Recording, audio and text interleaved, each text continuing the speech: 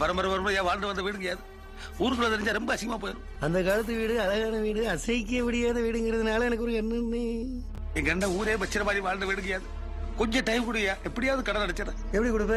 திருடி கொடுப்பியா? நீ செஞ்சாலும் நீ திருடி கொடுத்தாலும் கொடுப்ப. என்ன பண்றது? உனக்கு கொடுத்த தேதியெல்லாம் முடிஞ்சு போச்சு. இனிமே என்ன ஆட்டவும் முடியாது, அசைக்க முடியாது, ஆண்டவனே வந்தாலும் ஒண்ணும் பண்ண முடியாதுங்கிறேன். இது கலாட்டா பண்ற. இது யார் வீடுன்னு தெரியும் இல்ல? தெரியுமுங்க. உங்களுக்கும் அவங்களுக்கும் விரோதம், நீங்க தலையிட மாட்டீங்கன்னு சொன்னாங்க. உனக்கு சேர வேண்டியது மொத்தமும் வட்டியோட இதுல இருக்கு. சரியா இருக்குன்னு எண்ணி பார்த்துட்டு பத்திரத்தை கொண்டா. எண்ணி பார்க்காம கொடுக்குறவங்க நீங்க, உங்களை நினைச்சு பார்த்து வாழ்றவங்க நாங்க. உங்க பணத்தை எண்ணி பார்க்க முடியுங்களா? இது என் அப்பா வாழ்ந்து இருந்த இடம். என்னை பொறுத்த வரைக்கும் இது அவருடைய நினைவாலயம். இனிமேலாவது ஜாக்கிரதையா பார்த்துக்கங்க. அதான் கொடுத்துட்டியாப்பா?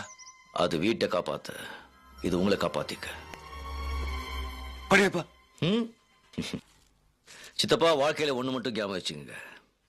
கஷ்டப்படாம எதுவும் கிடைக்காது. கஷ்டப்படாம கிடைக்கிறது என்னைக்குமே நிலைக்காது.